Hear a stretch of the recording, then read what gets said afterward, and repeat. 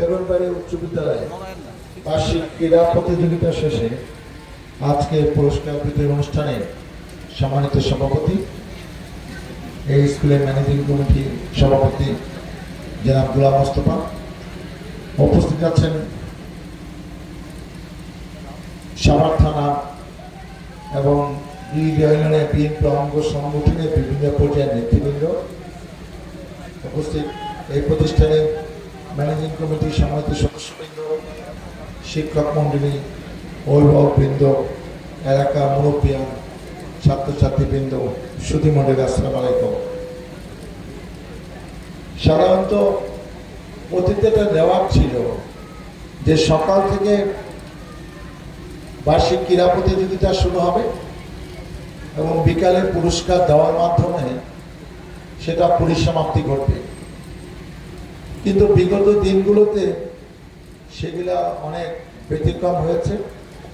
এখন আর বার্ষিক ক্রীড়া প্রতিযোগিতা স্কুলের সবচেয়ে আকর্ষণীয় অনুষ্ঠান না, সেটা স্কুলে অনুষ্ঠান না হয়ে রাজনৈতিক অনুষ্ঠানে পরিণত হয়েছে। অনেক স্কুলে স্পোর্টস হয়নি কিংবা স্পোর্টস হয়েছে পুরস্কার দেওয়া হয়নি, এরকম অনেক ঘটনা আমরা জানি। তা আমরা চাই যে প্রত্যেকটি স্কুলে এটি বছরের সবচেয়ে বড় অনুষ্ঠান, সেটি যেন সুন্দর করে জাঁকজমকপূর্ণভাবে এখন থেকে নিয়মিত স্পোর্ট যখন হয় সেই শীতের সময়, সে ডিসেম্বর, জানুয়ারি, ফেব্রুয়ারি, সেই সময় যেন এটা নিয়মিত হয়, সেই চেষ্টা আপনারা লক্ষ্য রাখবেন। আমাকে না আনেন, যে যখন দায়িত্বে থাকবেন তাকেই আনবেন, কিন্তু সময় মতো যেন অনুষ্ঠানটা হয়। আর সেটাকে রাজনৈতিক অনুষ্ঠান করার দরকার নেই, রাজনৈতিক নেতারা থাকবেন, কারণ যে এমপি হন সেটা দলের নেতা, তার সাথে কিছু নেতৃবৃন্দ আসবেন, তাদেরকে পরিচয় করে দেবেন, তাদের মধ্য থেকে দু একজন বক্তব্য রাখবেন। অতএব অনুষ্ঠানটা যেন স্কুলের অনুষ্ঠান, শিক্ষকদের সম্মান থাকে, ছাত্রছাত্রীরা যেন আমাদের বক্তব্য শুনতে পারে, সেটা আমরাও লক্ষ্য রাখবো, আপনারা অনুষ্ঠান করার সময় সেটা লক্ষ্য রাখেন। আজকে দেখেন এই যে আমরা পুরস্কার পেতে অনুষ্ঠান একবার ডেট হলো, তারপর সেটা রাজনৈতিক কারণে পরিবর্তন হয়েছে, আবার আমরা আসছি। আমি নিশ্চিত যে বিকালে আসলে আরো অনেক বেশি এখানে মানুষ উপস্থিত থাকতো। তারপর আমার ভালো লাগছে যে অনেক মুরব্বীকে আমরা দেখতে পাচ্ছি, যারা আমাকে চিনে, আমার বাবাকেও চিনে। অনেকদিন পর তারা আমাকে সামনাসামনি দেখতে পাচ্ছে, সেখানে আমি নিজেকে সৌভাগ্যবান মনে করছি। স্কুল এমন একটা প্রতিষ্ঠান যেখানে আপনার হাতে ধরে, এখান থেকে কিন্তু আপনার আসল শিক্ষাটা শুরু হয়। জীবনে যে বড় হবে তার যদি শিক্ষা না থাকে, সে জীবনে বড় হতে পারবে না। সারা পৃথিবী, সারা বাংলাদেশ, সারা দুনিয়া কিন্তু প্রতিযোগিতার মাধ্যমে চলছে। আপনি লেখাপড়া না জানলে কোনো প্রতিযোগিতায় টিকে থাকতে পারবে না। আর সবচেয়ে যেটা আমাদের অভাব, একটা সাবজেক্ট থাকা উচিত ছিল, আমার নীতি, আমার আদর্শ, আমার কি করা উচিত, কি বলা উচিত, গুরুজনকে কিভাবে সম্মান দিতে হয়। আমি এমনি পাশ করে মনে করি আমার বাবা লেখাপড়া জানে না, বাবার এত কথা আমার শোনার দরকার নেই। এই জিনিসটা যদি পরিবর্তন না হয়, আজকে দেশে যে অবস্থা আমরা দেখি, এই যে বিগত 15-16 বছর কেউ ডাক্তার, কেউ ইঞ্জিনিয়ার, কেউ শিক্ষক, কেউ সচিব, কেউ আমলা, বড় বড় পুলিশ কর্মকর্তা, তারা দেশটাকে যা করলো এটা অতীতে কখনো ছিল না। আপনার শিক্ষা কি? আমি একজন ডাক্তার, ইঞ্জিনিয়ার, আমি পাবলিক ইউনিভার্সিটি, ঢাকা ইউনিভার্সিটি থেকে পাশ করছি, কিন্তু আমার কোনো বিবেক নাই। যার কোনো বিবেক নাই তাকে দিয়ে পরিবারে, সমাজে, রাষ্ট্রের কোনো কাজে আসবে না। আমি জানি যে কিভাবে অন্যায়টা করতে হয়, কিন্তু আমি অন্যায় প্রতিরোধ করার কোনো চেষ্টা করছি না। আমি আরো বেশি দুর্নীতি করছি, আরো বেশি অন্যায় করছি। একটা অশিক্ষিত মানুষ যে অন্যায় করতে পারে, একটা শিক্ষিত মানুষ তার থেকে 5 গুণ 10 গুণ বেশি অন্যায় করতে পারে। আজকের এটা আমরা ভুলে যেতে বসছি। আমি বিশেষ করে অনেক অভিভাবক, বিশেষ করে মাদের এখানে দেখছি, যারা আগ্রহ নিয়ে বসে আছেন। আপনারা মনে রাখেন, আপনার সন্তানকে যদি আপনারা মানুষ করতে না পারেন, আপনাদের সমস্ত পরিশ্রম, আপনাদের বেঁচে থাকা এটা ব্যর্থ। খালি ম্যাট্রিক ইন্টারমিডিয়েট পাস করলে হবে না, তাকে সুশিক্ষিত করেন, সেজন্য সমাজে প্রতিষ্ঠিত হয়, সেজন্য একটা জায়গায় লেখাপড়া শেষ করে অনার্স মাস্টার্স পাস করে চাকরি করতে পারে, ভালো চাকরি না করলে ভালো ব্যবসা করতে পারে, মানুষ যেন মনে করে সে শিক্ষিত না, সে একজন ভালো মানুষ। তখন আপনি মনে করবেন যে আপনার পরিশ্রম, আপনার সন্তান, আপনার মর্যাদা, আপনার সম্মান রাখতে পেরেছে। লেখাপড়া শিখে আপনি অন্যায় করছেন, অপকর্ম করছেন, অনৈতিক কাজ করছেন, এই লেখাপড়ার কোনো কাজে আসবে না। সেজন্য মানুষ ভালো ভালো প্রতিষ্ঠানে দেয়। আমার বাবা সুযোগ হয়েছে, আমি ক্যাডেট কলেজে পড়েছি, আমি মেডিকেল কলেজে পড়েছি, আমি বিসিএস পাস করে 5 বছর চাকরি করেছি।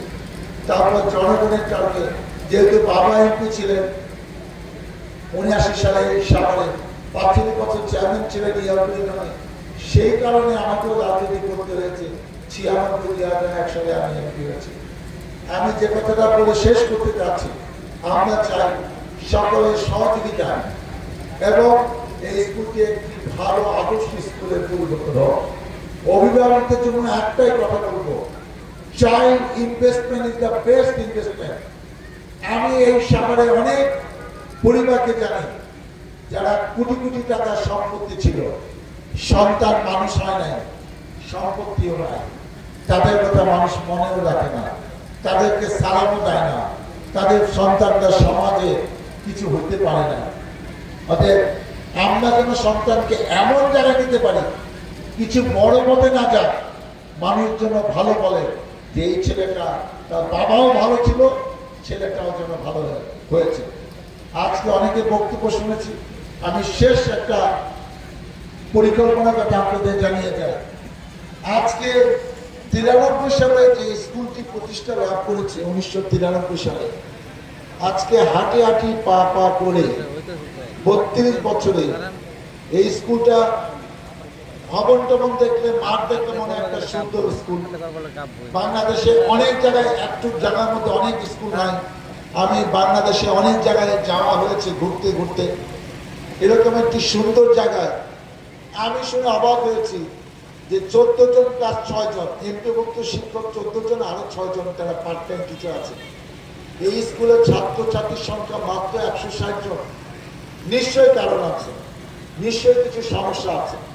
সেজন্য আমি একটা পরিকল্পনার কথা ঘোষণা করে যাই, ঈদের পরে ছুটি পরে স্কুল কলেজগুলো খুললে, কারণ এবার কিন্তু 9 দিন না 10 দিন সরকারি ছুটি, আমরা একটা অনুষ্ঠান করব। সেই অনুষ্ঠানে টিচারদের সাথে আমি মত বিনিময় করব। ম্যানেজিং কমিটি, যেটা সভাপতি গোলাম মোস্তফা, তাদের নিয়ে একটা মিটিং থাকবে আধা ঘন্টা, শিক্ষকদেরকে 1 ঘন্টা একটা মিটিং থাকবে, অভিভাবকদের নিয়ে একটা আমরা মিটিং করব যে আপনাদের সমস্যা কি, কেন আপনার ছেলে মেয়ে ভালো রেজাল্ট করছে না, কেন অন্যান্য অভিভাবকরা, পিতা মাতারা তাদের সন্তানকে এই স্কুলে না দিয়ে কিন্ডারগার্টেনে দিচ্ছে, এটা আমরা জানতে চাই। তারপরে সেইটার সমস্যার সমাধান আমরা করবো এলাকাবাসীকে নিয়ে। এখন হয়তো পারবো না, কিন্তু রাজনৈতিক দল যখন ক্ষমতা আসবে, আমি যদি দায়িত্ব পাই, তখন একটা সমস্যার সমাধান করব। এবং সবার শেষে বিকালে একটি বিনোদনমূলক অনুষ্ঠান হবে। স্কুলের ছাত্রছাত্রীরা কিছু কালচারাল অনুষ্ঠান করবে, বাইরের থেকেও শিল্পী টিল্পীরা আসবে। আমরা যেন দিনব্যাপী একটি মজা অনুষ্ঠান করতে পারি, কারণ ছাত্রছাত্রীদের ইন্সপিরেশন দরকার, যেন আমাদের আগামী দিনটা ভালো হবে। মনে হচ্ছে এখন স্কুলের প্রতি নজর দেওয়া হচ্ছে, এবং আমরা শিক্ষা কর্মকর্তাকে রাখবো, এই যে আমাদের মনোহরা বেগম, তাকেও আমরা সেখানে রাখবো। আমরা সবাই মিলে সম্মিলিতভাবে এমন একটা পরিকল্পনা করে এগিয়ে যাব, সব সমস্যা 100% আমরা সমাধান নাও করতে পারি, 50% পাবো। আপনারা আপনাদের পরামর্শ দিয়ে, বাকিটা সরকারকে বলে আমরা ব্যক্তিগত উদ্যোগে ইনশাল্লাহ এটা সমাধান করব। এটা আমার দেখতে ভালো লাগছে না, এরকম একটি পুরনো স্কুল, 32 বছরের পুরানো, মাত্র 160 জন শিক্ষকদের সরকার বেতন দিচ্ছে, কিন্তু এখানে ছাত্রছাত্রী খুব বেশি নাই। এইটা আমি বেশি দিন দেখতে চাই না। আমি নিশ্চিত 1 বছর পরে দেখবেন যেখানে স্টুডেন্টের সংখ্যা 250, তখন মনে হবে যে আমরা সবাই মিলে আন্তরিকতার সাথে কাজ করেছি। সবাইকে অনেক অনেক ধন্যবাদ। আগামী দিনে আপনাদের সবাইকে নিয়ে আমরা যেন একটি সুন্দর শিক্ষা প্রতিষ্ঠান, যেটা আপনাদের স্বপ্ন, এই এলাকাবাসীর মনের কথা, সেটা যেন আমরা করতে পারি। মহান আল্লাহ তাআলা আমাদের সবাইকে যেন সেই তৌফিক দেয়। যারা আজকে পুরস্কার পেয়েছো তাদেরকে আমার অভিনন্দন। আগামী দিনে এই পুরস্কার বিজয়ের জন্য অক্ষুণ্ণ থাকে। আর যে কোনো প্রতিযোগিতা হার জিত আছে, আজকের পরাজয়ের গ্লানি যেন আগামীতে অভিজ্ঞতা ও অনুপ্রেরণা হিসেবে কাজ করে, সেই প্রত্যাশা ব্যক্ত করে আমি আমার বক্তব্য শেষ করছি। এখন আমরা তাড়াতাড়ি নিজের থেকে এই পুরস্কার বিতরণী কাজটা শেষ করব। প্রথমে সবার আগে মেধা পুরস্কার এখানে আছে, একটা হাতে আছে। সবাই মেধা পুরস্কার লুকিয়ে রাখে আলমারিতে, তাই রাস্তে দিতে হবে, পরে দিতে হবে। আরে যে ফার্স্ট হয়েছে, সেকেন্ড হয়েছে, থার্ড হয়েছে, তাহলে পরিচয় করে দেন। তাদের অভিভাবক একটু দাঁড়িয়ে দেখুক যে তার ছেলে মেয়ে ফার্স্ট হয়েছে, এটা প্রাউড ফিল করবে। পুরস্কার আলমারির ভিতর থাকে, কখনো বলে পুরস্কার কিনা হয় না, পরে কিনা হবে, এগুলো হবে না। পুরস্কার থাকলে আনেন, ওইটা দিয়ে আমরা শুরু করতে চাই। সবাইকে ধন্যবাদ। আমরা নিচের থেকে পুরস্কার দিয়ে দেবো। আমরা 3-4 জন নিচে দাঁড়াবো, এত লোক নিচে দাঁড়ায় না, দেখতে ভালো লাগে না।